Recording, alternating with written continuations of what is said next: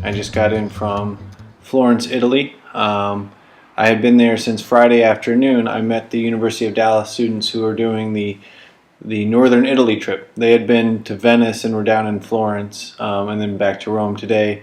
I met them in Florence because I had to go to school. When I first met them there in Florence, one of the first things we did was go to the Uffizi Gallery. The Uffizi is one of the most important art museums in the entire world, and it houses classics from Michelangelo and Leonardo and the very famous Botticelli Birth of Venus, where she's like coming out of the shell.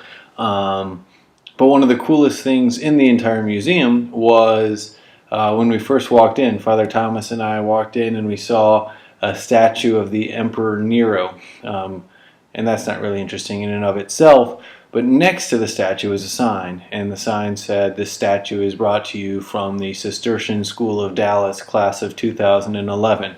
So there we were in Florence, Italy, in one of the most important art museums in the entire world, and our prep school is given a shout out to. So that was pretty cool. A good way to start the trip.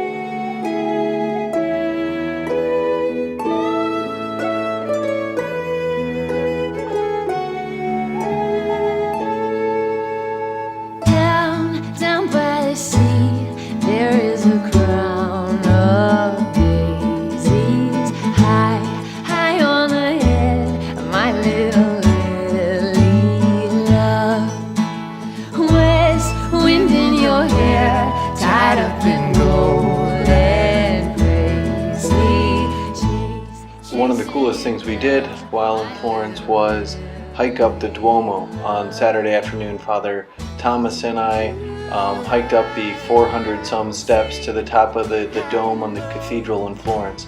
It's quite a workout, but an incredible view once you get up there and you see the beauty of Florence with all of the tiled roofs and all of the just the structure of the city is really breathtaking. So that was probably the highlight of the entire trip.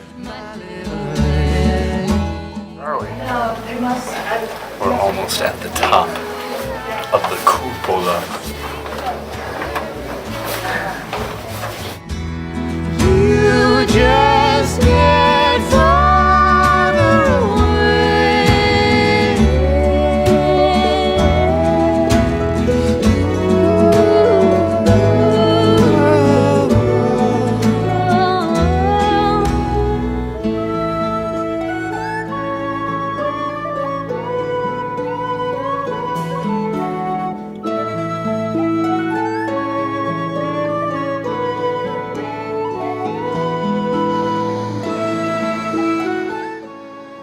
On Sunday morning, the UD students headed back to Rome pretty early, but I decided to stay one more day in Florence and head back later that evening, which gave me a chance to see a couple more museums and the really impressive Boboli Gardens. Those are these palatial gardens on the other side of the Arno River, which are beautiful in themselves, but they also are spectacular for their views of the city of Florence.